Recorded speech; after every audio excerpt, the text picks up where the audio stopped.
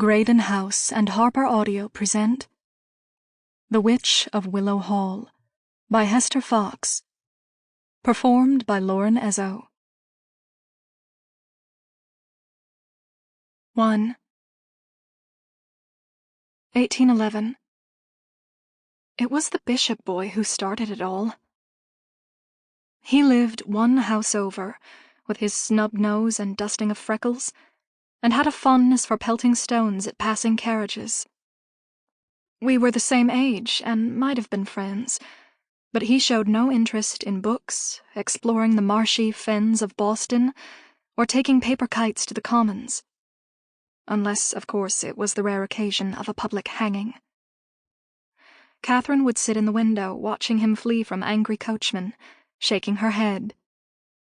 "That bishop boy," she would say. "It's a wonder his pa doesn't put a belt to him, the vicious little imp." I'd follow her gaze from the safety of the drapes, ducking back if I thought he might catch me looking at him.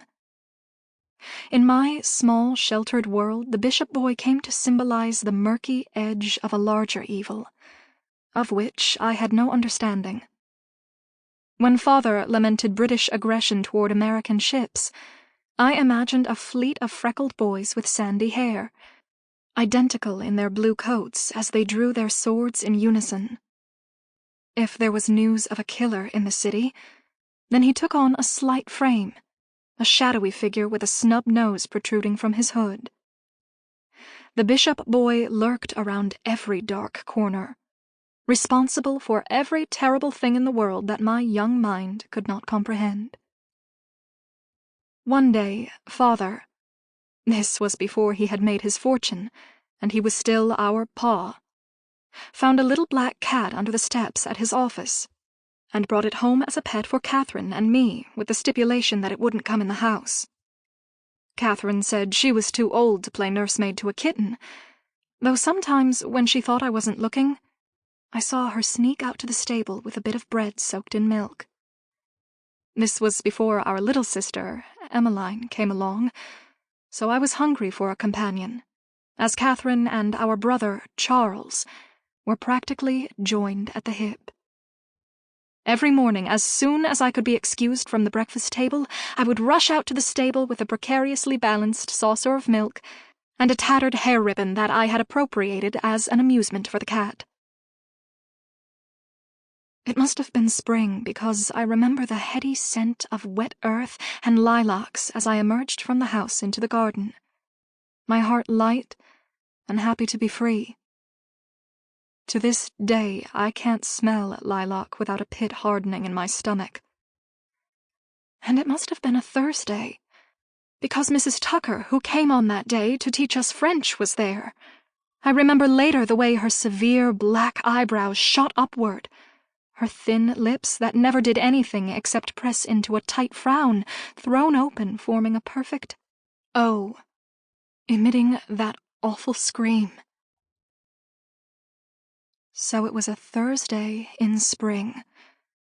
Usually Bartholomew— I thought myself very clever for this name until Catherine pointed out that Bartholomew was, in fact, a she— squeaked in greeting before I even got to the straw-filled crate that Mother had made for her.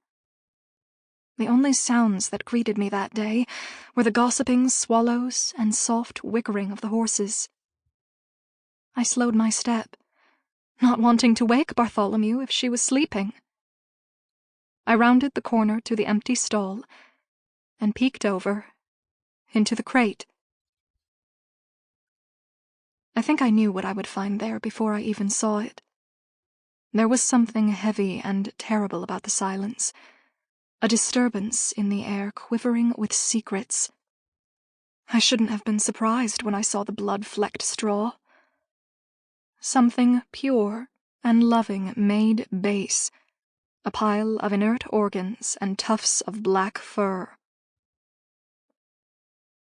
I don't know how long I stood there, unable to comprehend what lay in front of me. And after this, it gets hazy.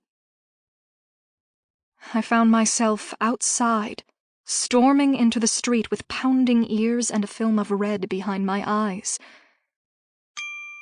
Sample complete. Ready to continue?